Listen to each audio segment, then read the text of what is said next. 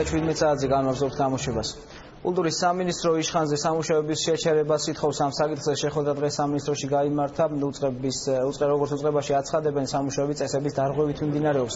შეხვედრაზე შემუშავდა მიმართვაც, რომელიც თურქულ მხარეს საგარეო საქმეთა სამინისტროსთან შეთანხმებით გადაეგზავნება და რომელსაც ხელს კულტურის მინისტრი აწერს.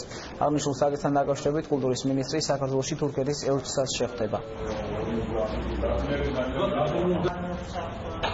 მიმდინარეობს სამუშაოები, რომლებიც ჩვენი აზრით და ფიქრით უნდა აუცილებლად შეჩერდეს.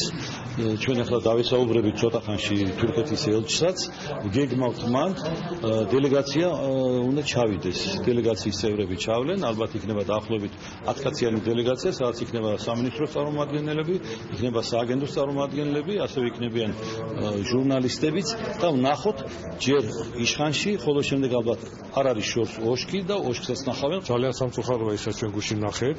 ეს არის გაწმენდითი პროცესი ტაძარზე, როდესაც ხდება სრული დარღვევით, არ ესწრება არქეოლოგი და არქიტექტორი ამ გაწმენდით პროცესს და ეს საფუძველია, რომ იქ აუცილებლად მოხდება სერიოზული შეცდომები ამ მეთოდოლოგიური მხრივ, იქ დაიკარგება კვალები.